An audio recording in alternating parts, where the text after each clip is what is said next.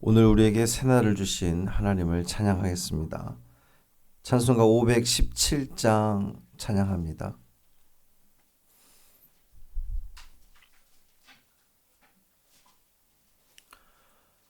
찬송 517장 가난한 자 돌봐주며 찬양함으로 새벽 기도회를 시작하겠습니다. 가난한 자 돌봐주며 복된 소식 전하라고 주님께서 우리들을 기름 부어 세우셨네. 주의 영이 우리에게 말씀하시네. 복된 소식 전파하라 명령하시네.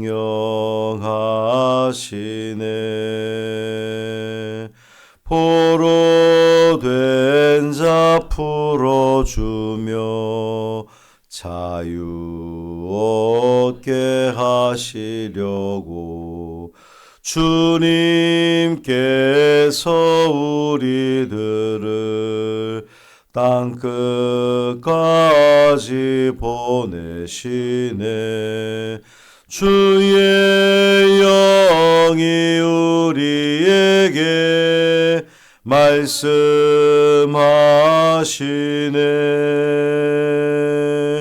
땅끝까지 전파하라 명령하시네.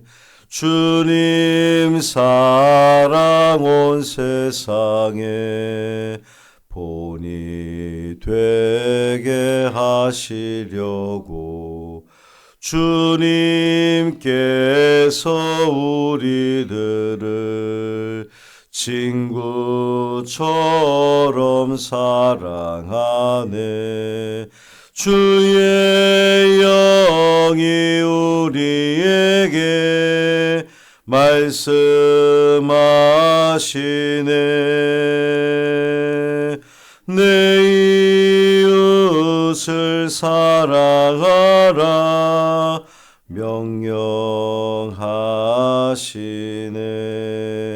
명령하시네. 아멘. 사도신경으로 우리의 신앙을 고백하겠습니다. 전능하사 천지를 만드신 하나님 아버지를 내가 믿사오며 그 외아들 우리 주 예수 그리스도를 믿사오니 이는 성령으로 잉태하사 동정녀 마리아에게 나시고 본디오 빌라도에게 고난을 받으사 십자가에 못 박혀 죽으시고 장사한 지 사흘 만에 죽은 자 가운데서 다시 살아나시며 하늘에 오르사 전능하신 하나님 우편에 앉아 계시다가 저리로서 산 자와 죽은 자를 심판하러 오시리라. 성령을 믿사오며 거룩한 공회와 성도가 서로 교통하는 것과 죄를 사하여 주시는 것과 몸이 다시 사는 것과 영원히 사는 것을 믿사옵나이다. 아멘. 에스겔 47장 13절부터 23절까지 말씀입니다.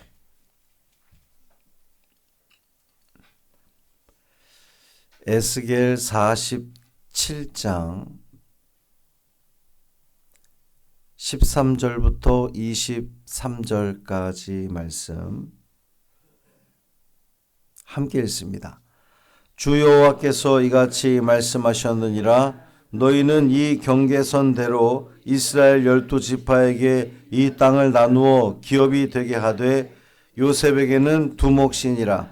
내가 옛적에 내 손을 들어 맹세하여 이 땅을 너희 조상들에게 주겠다고 하였나니 너희는 공평하게 나누어 기업을 삼으라. 이 땅이 너희의 기업이 되리라. 이 땅 경계선은 이러하니라. 북쪽은 대해에서 헤들론 길을 거쳐 스닷 어귀까지니 곧 하맛과 브로다며 다메섹 경계선과 하맛 경계선 사이에 있는 시브라임과 하우란 경계선 곁에 있는 하셀 핫디곤이라. 그 경계선이 바닷가에서부터 다메섹 경계선에 있는 하살 에논까지요. 그 경계선이 또 북쪽 끝에 있는 하맛 경계선에 이르렀나니 이는 그 북쪽이요. 동쪽은 하우란과 다메섹과 및 길르앗과 이스라엘 땅 사이에 있는 요단강이니 북쪽 경계선에서부터 동쪽 바다까지 측량하라. 이는 그 동쪽이요. 남쪽은 다말에서부터 무리봇 가데스 물에 이르고 애굽 시내를 따라 대해에 이르나니 이는 그 남쪽이요. 서쪽은 대해라. 남쪽 경계선에서부터 맞은쪽 하맛 어기까지 이르나니 이는 그 서쪽이니라. 그런즉 너희가 이스라엘 모든 지파대로 이 땅을 나누어 차지하라.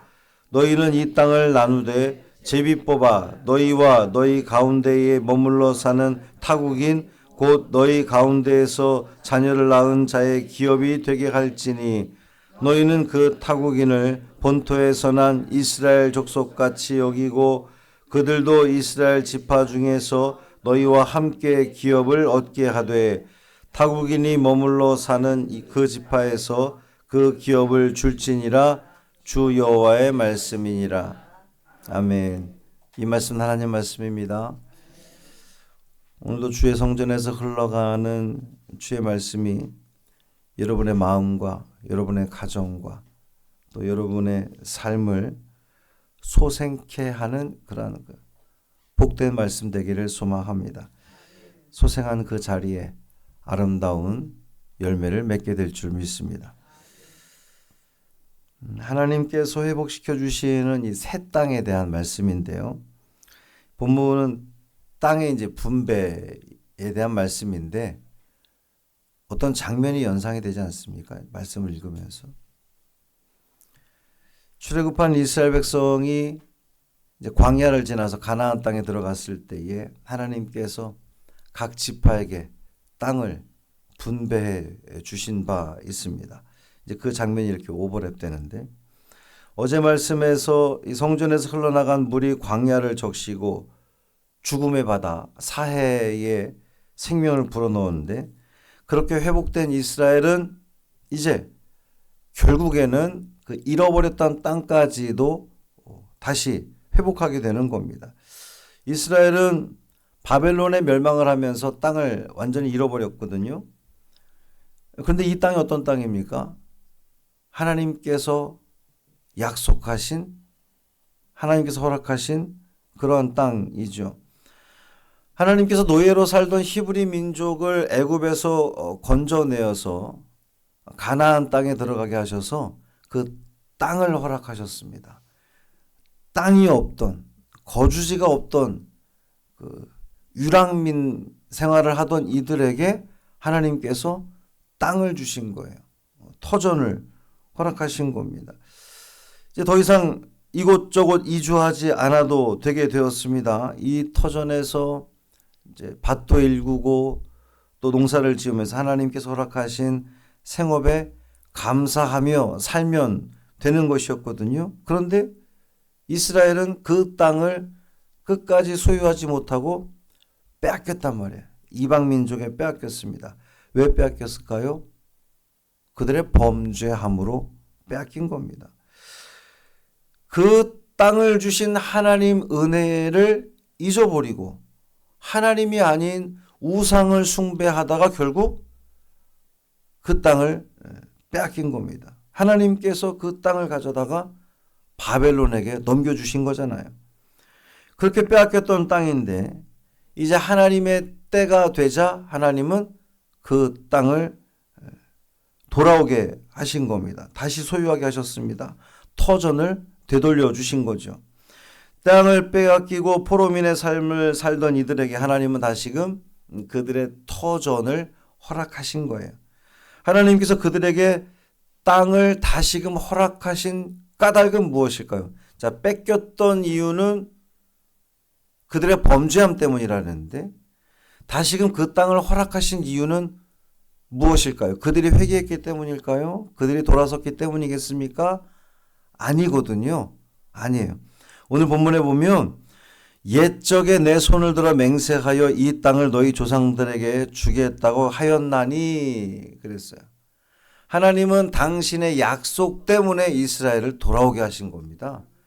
우리가 어떻게 이스라엘 백성들이 잘해서 회개해서 아이고 주님 우리가 잘못했습니다 돌아왔기 때문이 아니고 순전히 당신이 이스라엘 백성들과 하신 약속을 이루고자 돌아오게 하신 거예요. 우리 하나님은 시건치 않으시는 분이십니다. 시건, 쓸데없는 말을 하지 않으시는 분이시고요. 변개치 않으시는 분이십니다. 변화해서 고치는 분이 아니세요. 하나님은 실수가 없으신 분이십니다. 하나님은 하나님이 결정하신 것을 그대로 이루시는 분이십니다. 하나님이 약속하신 것은 반드시 이루어지게 되어 있습니다.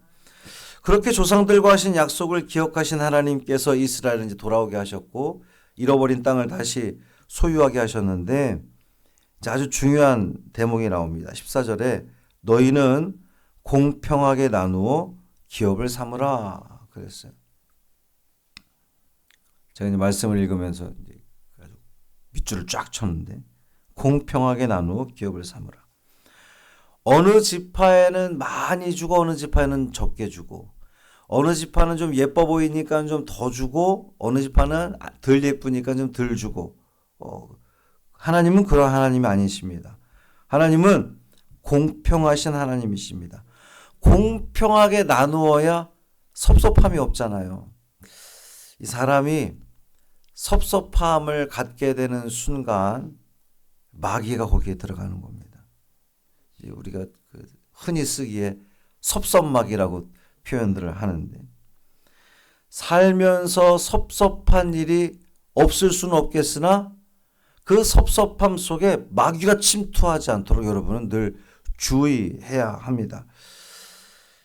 동서남북으로 이제 경계를 정해주신 하나님께서 또 한 번 우리를 놀라게 하는데 너희 가운데 머물러 있는 타국인을 본토에서 난 자같이 여기고 그들도 이스라엘 지파 중에서 너희와 함께 기업을 얻게 하라 그랬어요. 참으로 놀라운 말씀입니다. 이 타국인에 대해서도 제가 좀 이렇게 비유를 원색적으로 할 때가 있어요. 가장 확 들어오게끔.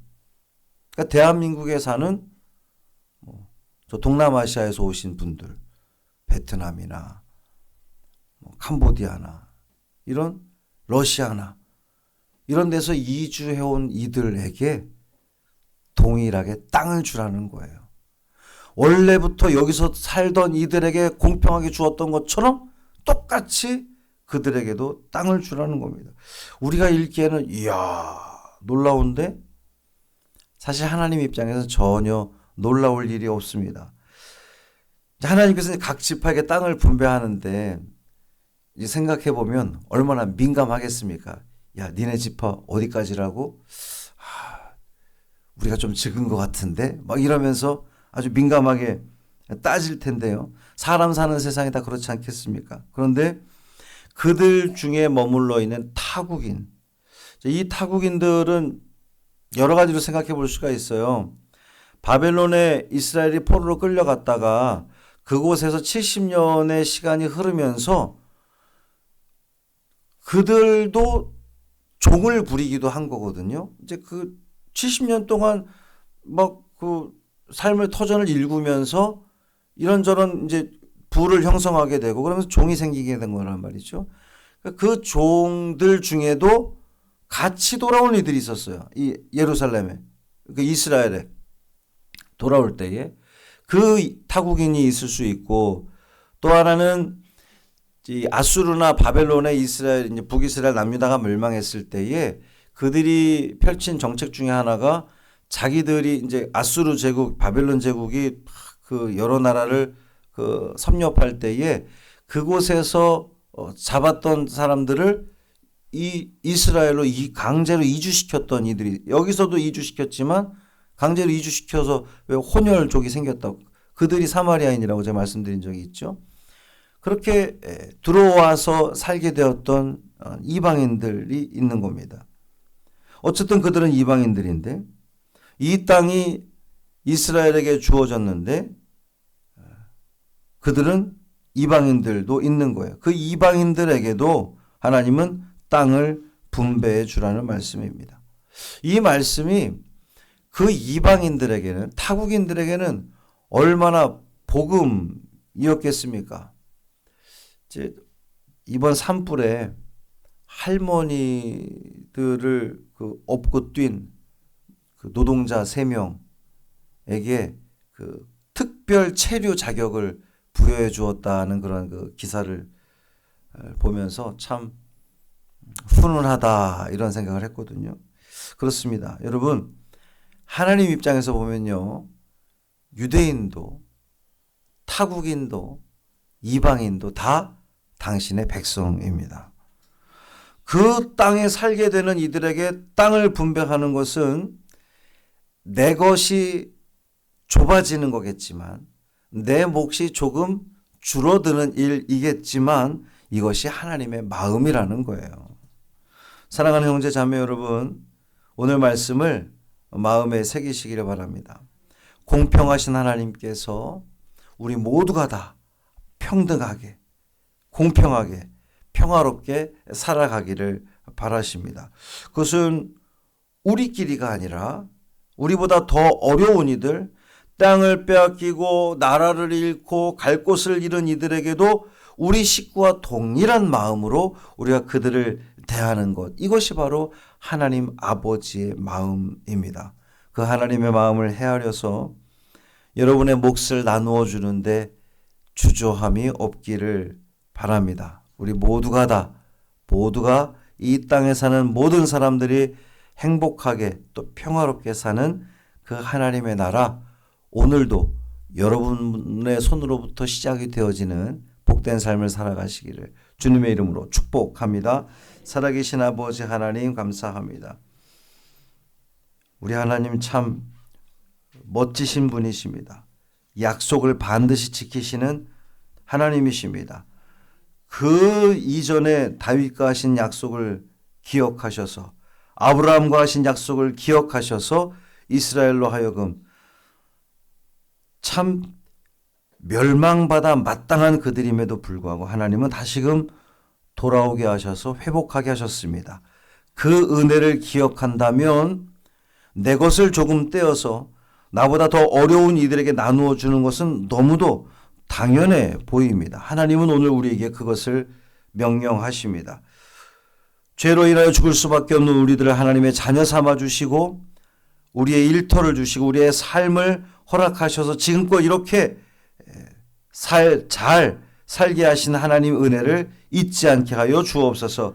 이 모든 것 다 주님 것이오니 주님께서 우리에게 너희 것을 떼어서 더 어려운 이들에게 나누어 주어라 명령하시는 이 명령에 아멘으로 순종할 수 있는 우리가 되게 하여 주옵소서. 그래서 너와 나 우리가 모두가 다 함께 은혜롭게 평화롭게 공평하게 행복하게 살아가는 하나님의 나라 일구어가는 우리 모두 되게 하여 주옵소서. 한날의 삶을 온전히 주님께 맡기기를 원하며 우리 주 예수 그리스도의 이름으로 축복하며 기도합니다. 아멘. 하늘에 계신 우리 아버지여, 이름이 거룩히 여김을 받으시오며 나라가 임하시오며 뜻이 하늘에서 이루어진 것 같이 땅에서도 이루어지이다. 오늘 우리에게 일용할 양식을 주시옵고 우리가 우리에게 죄 지은 자를 사하여 준 것 같이 우리 죄를 사하여 주시옵고 우리를 시험에 들게 하지 마시옵고 다만 악에서 구하시옵소서. 나라와 권세와 영광이 아버지께 영원히 싸움나이다. 아멘.